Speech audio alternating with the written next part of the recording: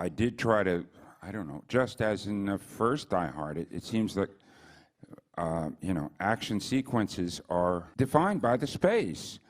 That they happen in a particular place, and the use of the space is a central part of the struggle. It's not just, hitting the other guy in the face.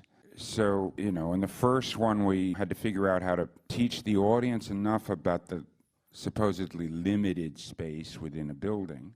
In this one, we, use the space of New York. I don't know. I wanted to recognize New York. I wanted it to feel like the New York I'd lived in, so it was filled with places I'd been or things that just, they weren't the tourist places of New York. It was, or the tourist understanding. It was like when they start. At the beginning, that subway station was my subway station. I lived a block from there for a year after college. And I guess I had fantasized, chases through the park and things like that.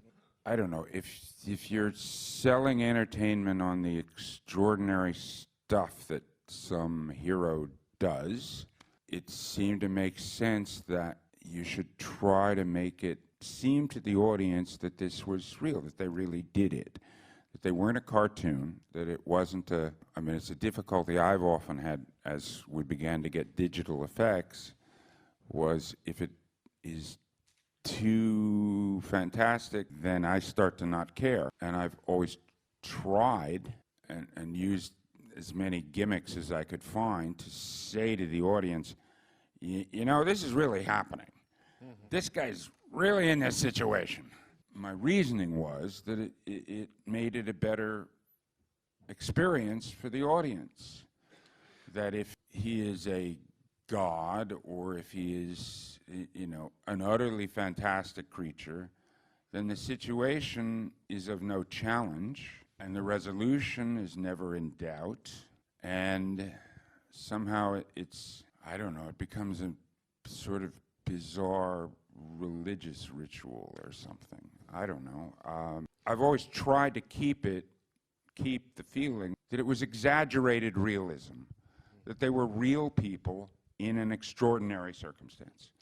So to do that, you have to set the stage of realness and keep trying to remind people of it. Yes, I always have tried to make the camera an active narrator. The narrator has an attitude about what he sees, and his attitude toward what he sees informs what the audience understands.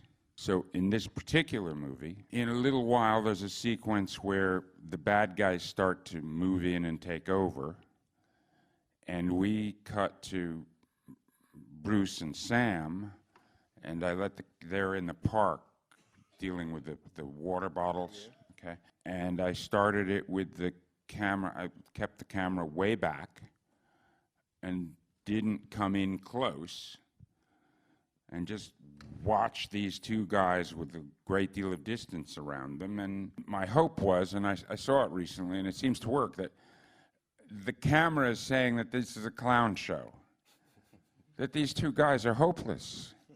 They have no idea what they're doing. They're lost, and they're a little silly and a little stupid. And it was deliberately a counterpoint to the Wagnerian precision of what the bad guys were doing at the same time. It also is a way to tell the audience, we're here to have a good time. This isn't all that important. We're not curing cancer. The world doesn't depend on this. This is Saturday night. We're out with our favorite person, and we're going to the movies. And we hope to have a good time. So to some extent, I would try to have the narrator say, we're here to have a good time. And that's the way we should evaluate all this stuff we see. The literature, the novels when I was coming of age, had very active narrators, usually with an ironic tone of voice. The story he was talking about, his own attitude toward it was that they were fools. And I don't know, I just reasoned that if popular books can do this, why can't a movie do it? He was wonderful because he was a musician. His father was a musician, and he gave me confidence in, because there used to be all sorts of rules about how you used a camera. And if you were going to move a camera, it had to stop before you could cut. And because what I was trying to do was break a lot of those old rules, it was wonderful because, you know, everything you shoot has to go to the studio, and there are young, usually males there, who were trying to enhance their position by pointing out how stupid the film director was. So I had the editor who had worked with Paul Verhoeven and done RoboCop. And he would go to the screenings with the studio executives, and when some young bozo would say, look, you can't, blah, blah, blah, blah, how are you ever going to cut that together? He would say, don't worry, it will work. So he saved my butt. He defended me. And together we both really learned what now is commonplace, but how do you cut one moving camera against another moving camera?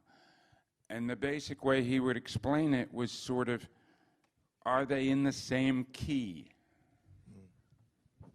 Okay. In music, you can go to the next note as long as it's in the same key. It doesn't matter what the note is. If it's in the key, it will usually work. Okay.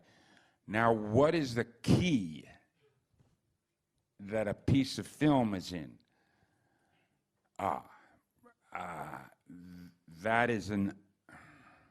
That's a thing that I cannot explain verbally. It's a matter of pace and lens length, and style of movement. There are things that simply cut together, and there are other things that it doesn't feel good. Now, several years later, when I was doing the second Die Hard, I was working with this editor was in the first Die Hard, and that was when we started being able to cut moving camera shots against moving camera shots, which was literally unheard of. In the next film I did, when I did Red October, I started with a wonderful old man who's in the movie. He plays the admiral in Russia who spills his tea, and he had gotten an Academy Award. Deer Hunter, yes. And the first week or so of dailies on Red October, you know, when I would shoot a shot, and I'd have to get the camera going before the part I wanted. So before the camera moved, there would be some static. And then I'd shoot the part I wanted, and then the camera would stop, but the actors would usually continue with the dialogue. And he had put together the first week or two of our shooting using the stuff on either end, because he didn't know what to do with the stuff in the middle. And it was the saddest experience, because he was truly a fine man.